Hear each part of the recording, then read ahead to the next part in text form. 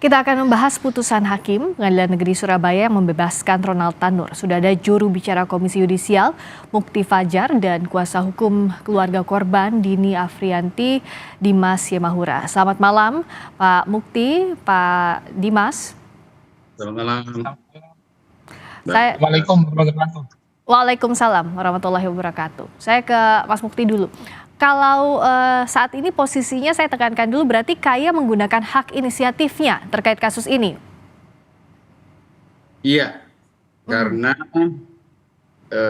jika tidak ada pelapor dan kemudian kasus itu menuai kontroversial serta menjadi perhatian publik, maka Komisi Yudisial akan melakukan inisiatif untuk melakukan investigasi dan pemeriksaan terhadap kasus tersebut. Oke, Mas Mukti, sekarang tim investigasinya sudah turunkah? Sudah mulai menginvestigasi? Seperti apa progresnya? Saya dapat informasi dari tim investigasi sudah turun dan sudah melakukan penelusuran dan mencoba mencari bukti-bukti ya. Untuk sudah ada beberapa, tapi kami belum bisa sampaikan. Yang kedua, kami juga belum mendapatkan putusannya. Ini tadi juga sama, penasihat juga belum mendapatkan keputusannya yang utuh, sehingga kami belum bisa pelajari seutuhnya. Oke, ya. Tapi stepnya nanti seperti apa, Mas Mukti, untuk gambaran? Jadi kan dikumpulkan dulu bukti-bukti, lalu menunggu salinan putusan, nextnya apa yang dilakukan Kaya?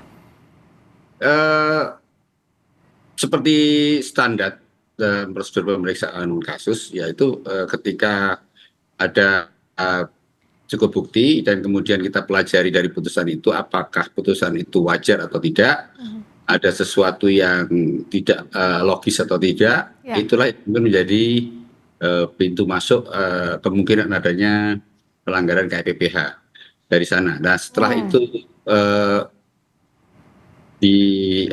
dianalisis dalam sidang panel, maka nanti akan ada putusan apakah ditindaklanjuti atau tidak. Jika memang memenuhi unsur-unsurnya, maka akan ditindaklanjuti dengan pemeriksaan terhadap bisa saksi, bisa hakimnya sendiri, bisa pihak-pihak terkait yang lain.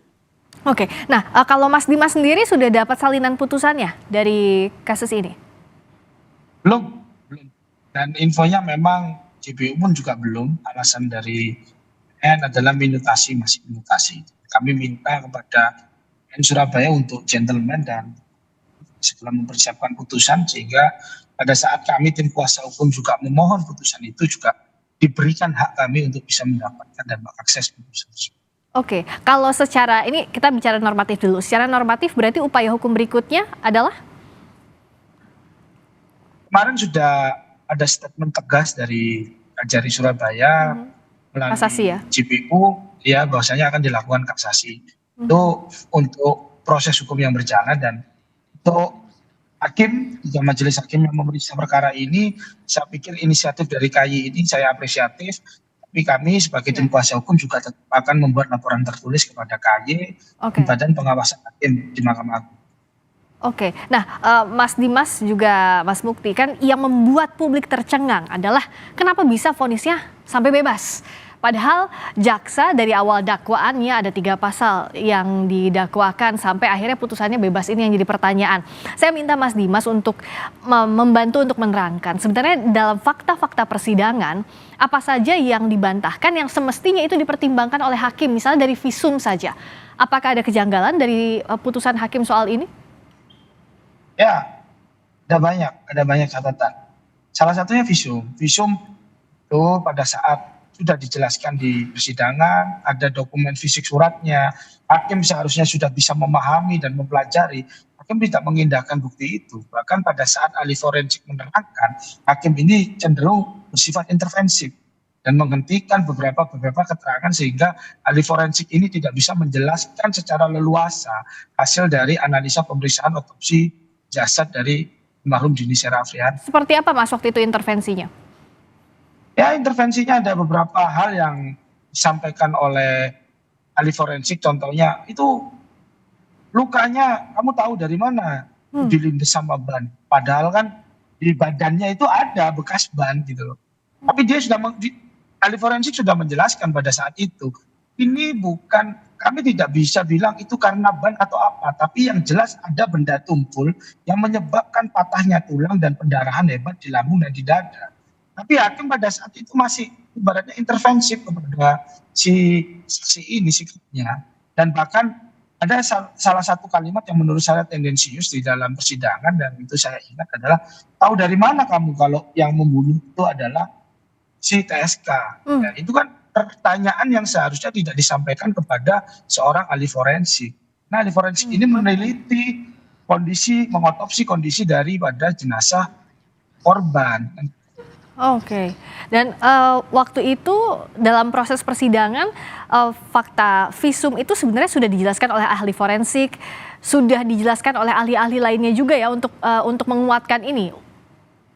Ya, dijelaskan oleh ahli forensik, dikuatkan dengan keterangan saksi dan dikuatkan dengan hasil rekonstruksi perkara yang sudah dilaksanakan oleh Polrestabes Surabaya. Oke, ini satu tadi poin kejanggalan. Saya tanya dulu ke Mas Mukti. Sebenarnya yang nanti dasar investigasi oleh KY, apakah berbasis putusan saja atau tadi misalnya catatan-catatan dalam persidangan, ini juga bisa dimasukkan dalam pertimbangan, Mas? Iya, pastinya tidak hanya dari putusan ya. Putusan itu hanya kita akan mencoba untuk mengindikasi adanya pelanggaran atau tidak. Jadi itu pintu masuk. Kami sebenarnya pintu masuk. Bahwa kemudian kita melakukan investigasi dengan interview dengan beberapa pihak, kemudian menggali informasi lebih lanjut, mempelajari proses persidangannya. Ya. Ini yang kemudian kita akan kumpulkan dan kita akan analisis kalau memang ada bukti yang cukup, lalu akan kita lanjutkan. Oke. Proses. Nah, Ya. masih soal visum ini saya ke Mas Dimas lagi. Kan dikatakan bahwa dalam putusannya meninggalnya almarhum ini karena kadar alkohol, karena minuman keras. Nah, ini memang ada dalam visumnya, hasil otopsinya ada kalimat ini atau seperti apa? Ya, kalau saya dikatakan ada dan seperti apa, yang jelas satu, di hasil visum dan otopsi tidak ada keterangan adanya hal yang bisa menyebabkan meninggal dunia karena alkohol. Tidak ada itu ya, Mas ya? Tidak ada. Kalau dikatakan seperti apa, ya itulah seperti apa cara berpikir hakim yang mengarang ceritanya sendiri dengan persepsinya sendiri, dalilkan sendiri bahwa orang yang meninggal ini karena alkohol. Oke, kalau dianggap saksi tidak cukup. Nah, sebenarnya saksi dan ahli yang sudah dihadirkan di muka sidang itu siapa saja dan apa yang menurut Mas Dimas semestinya itu dipertimbangkan dalam putusan hakim? Saya pikir saksinya sudah cukup jelas dan cukup kuat ya. Jadi ada alat bukti petunjuk berupa kamera CCTV yang menunjukkan adanya mobil dari TSK ini yang sedang berjalan di lantai basement Black Hole. Kemudian ada seorang perempuan yang jatuh terkapar di lantai basement Black Hole yang ditemukan oleh security, dan security ini dijadikan saksi. Kalau dikatakan apakah security ini melihat pada saat dilindas, memang tidak. Tapi korban, di dalam badan korban, di tubuh korban itu terdapat bekas ban yang dalam rekaman CCTV di situ hanya ada mobil tersangka GRT yang pada saat rekonstruksi sudah diakui oleh GRT bahwasanya memang dia melindas.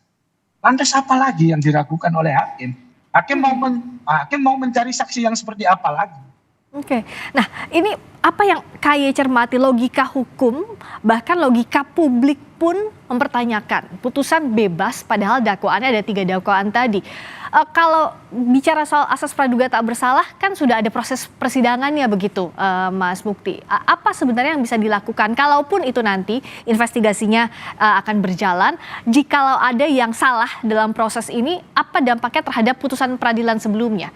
Dan apa juga dampaknya sanksinya untuk hakim jikalau ada terbukti hal yang menyalahi proses peradilan sesuai dengan ketentuan perundang-undangan, Mas Mukti? Iya. Dengan melihat keresahan publik kemudian kontroversi dari putusan tersebut, maka KY melakukan analisis dan tadi dengan beberapa tenaga ahli Komisi Yudisial kita mengindikasi kemungkinan adanya pelanggaran KPPH, yaitu pertama bahwa hakim tidak bersikap adil. Yang kedua tentang kemandirian hakim, apakah tadi tidak bersikap adil, apakah hakim memihak salah satu atau tidak. Kedua, kemandirian hakim, apakah hakim diintervensi atau tidak. Kemudian tentang integritas tadi, apakah hakim mendapatkan gratifikasi atau semacamnya. Yang keempat adalah profesionalitas. Nah, ini yang nanti akan didalami. Bahwa putusannya tetap berlaku itu sudah menjadi satu prinsip dasar dalam hukum. Ya. Putusan itu hanya bisa dibatalkan dengan putusan hakim di atasnya. Itu Yang lebih tinggi ya begitu. Kalau untuk pembatalan Iya, iya. putusan itu kasasi nanti ya. Tapi untuk hakimnya sendiri itu nanti yang akan ditelisik oleh KY dalam investigasi itu begitu ya Mas KY Mukti? akan selain menyelidiki kasus tentang melakukan investigasi untuk hakim yang ini, Ya. kita juga mengawal proses kasasi nanti. Oke, baik. Terima kasih. Kita bisa mengawasi sejak awal, artinya bisa mengetahui perkembangannya sejak awal. Wah, baik. Itu investigasi akan dilakukan oleh Komisi Yudisial. Kita tunggu perkembangannya Mas Mukti dari Komisi Yudisial, dan Mas Dimas juga tentu perjuangan keluarga tampaknya masih panjang dalam kasus ini, dan pastinya publik akan melihat transparansi dan penegakan hukum untuk mencari keadilan dalam kasus meninggalnya almarhumah Dini. Terima kasih atas waktunya Mas Mukti Fajar. Terima kasih Mas Dimas Simanjuntak. Assalamualaikum, Mbak. Selamat malam.